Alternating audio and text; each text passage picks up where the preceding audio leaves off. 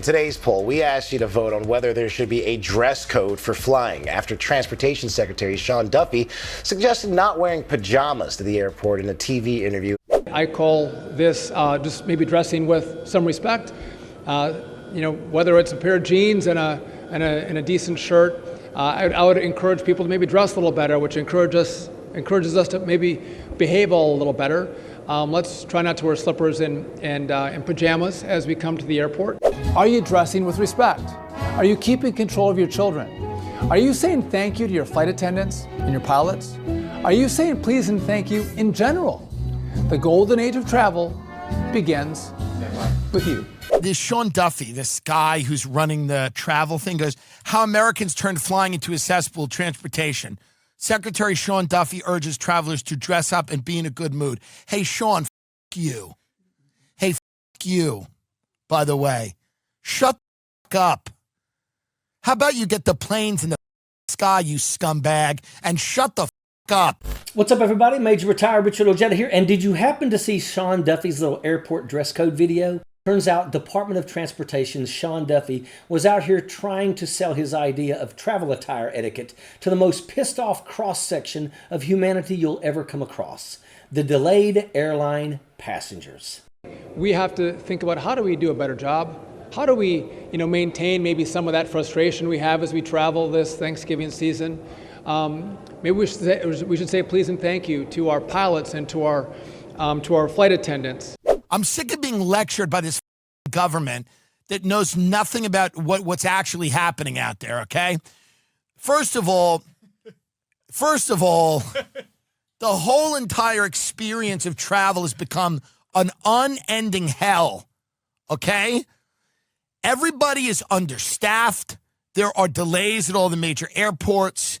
The airports are old. They've fallen into disrepair. The planes are old. The pilots are underpaid. The staff is underpaid. It's a horrible experience, Sean. This nonsense of a golden age dress code that Duffy is trying to push on the people is not going to work, and we all absolutely know that. And it seems that Sean Duffy is trying to sell his new golden age agenda from the first-class airport bigwig lounge, where the drinks are free and ego's even bigger, and the general traveling public is not allowed to go. Duffy is basically trying to push an airport apartheid idea. It's something like elite flyers always having express check-in, first-class boarding, airport lounges, and all the perks, while the rest of us are waiting in lines to check our bags and get crammed into the back like sardines with everyone else's who's traveling on a tight budget and worn-out nerves. With, the government basically telling you that you should do X, Y, and Z when it feels like you're not getting a lot, it feels a little hypocritical. And so I completely agree that nobody should be telling you how to dress when traveling today is very democratized and more people are traveling than ever before.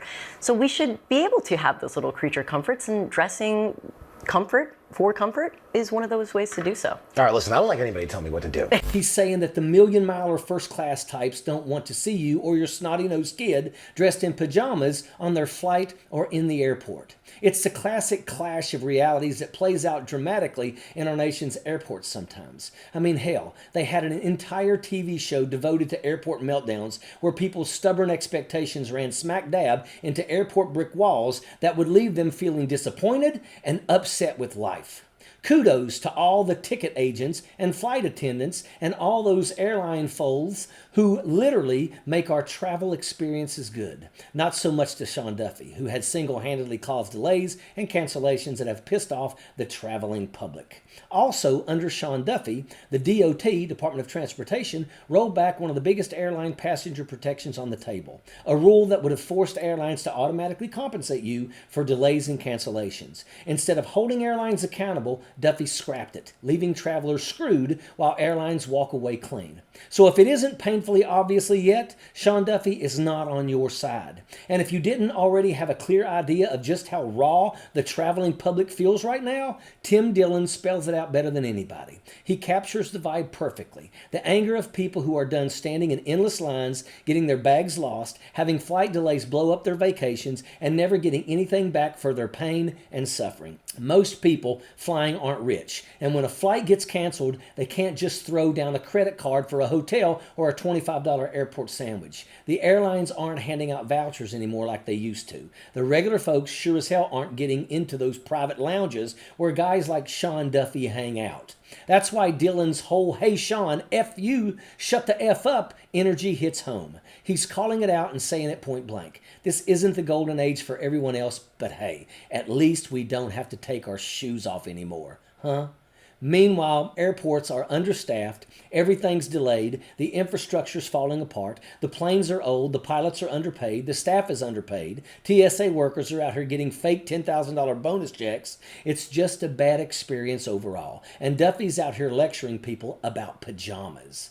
People want to get what they paid for. And honestly, most of the time they expect more than what they paid for. But that's beside the point. And when something goes bad, they get mad because it nukes their whole idea of how the trip was supposed to go. This was their expectation. They had an entire mental blueprint of how the day would unfold. I paid X amount for my round-trip ticket. I'm supposed to leave at this time, from this gate, land at this hour, meet so-and-so, get to the hotel, pick up a rental car, grab dinner.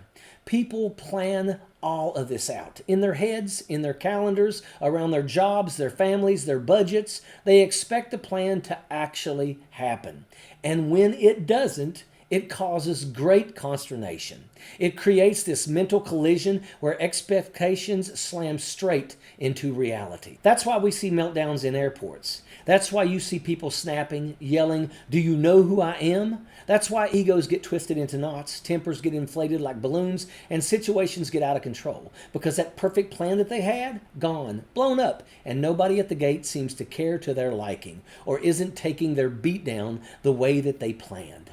But let's be honest, those meltdowns mostly happen in coach. You don't see first-class passengers starring in airport freakouts on reality TV. The meltdowns aren't happening in the private lounges where the champagne is cold and the carpet is nice and soft. They're not happening behind those frosted glass lounge doors where Sean Duffy hangs out. They're happening out in the trenches with the rest of us, the economy passengers, fighting fatigue, stress, lost bags, missed connections, screaming kids, and 3-hour delays. And that's the point. Sean Duffy doesn't hear from you. Sean Duffy doesn't want to see you or your family dressed outside the parameters of his golden age of delusion. He wants to control how you look, how you act, how you behave, what you wear, what you say, but he doesn't want to hear a word about the crap he broke. And that's what the airport feels like sometimes. Unfair. Like two different worlds operating under the same roof. Because money buys comfort, money buys space, money buys silence, money buys the option to avoid all the chaos the rest of us get shoved into. So yeah, of course, people feel exactly what Tim Dillon is saying, because it hits a nerve. Are you freaking serious, Sean? After all the stress, all the delays, all the cancellations, all the nickel and diming, all the crap you put travelers through, you think the big problem is pajamas? You think telling exhausted Americans to dress nicer is the fix? Especially after you helped kill the rule that would have finally forced airlines to compensate passengers for wasted time and ruined trips. That was a slap in the face. That was the final straw. You took away the one thing that would have held airlines accountable. And now you want to lecture travelers on how to behave? No, absolutely not.